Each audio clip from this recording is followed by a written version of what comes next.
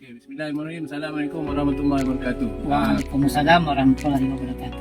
Alhamdulillah, pada hari ini kita berada di Kampung Paya Besar, Segar Masyu.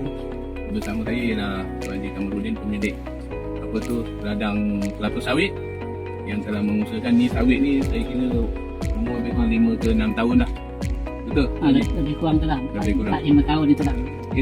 Kalau tengok buah ni nampak memang benar dan keliling lah. Hampir di setiap pelepah. Tadi pakai baja jenis apa ni?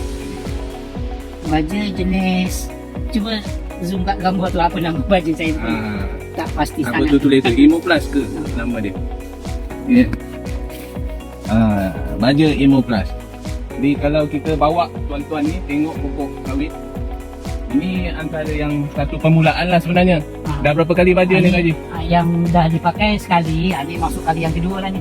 Oh. Ni dalam 6 bulan lepas pakai ni, baja ni nampak ada perubahan lah, buahnya macam penuh nampaknya. Berbeza lah dengan baja yang lain lah. Akan baja pokok ni akan jadi lebih bertingkat lah. Kalau sekarang ni kita tengok lebih kurang dalam 2 tingkat. Biasanya kalau sawit yang kebun sawit yang perfect tu dia akan ada 3 tingkat. So maknanya tiap-tiap bulan pokok ni dia akan kita boleh harvest ada buah matang dia. Jadi itu yang kita harapkan lah. Ini salah satu pokok sawit sebab apa tu pokok sawit yang pada usia ni sangat baik, dia akan boleh mengeluarkan hasil yang banyak kerana dia masih muda lagi dan sangat baguslah, sangat cepat untuk dia menyerap baja. Ya, nampak ada perubahannya lah. Okey, mungkin kita tengok keliling ni buah pun nampak berkilat, shining dan besar.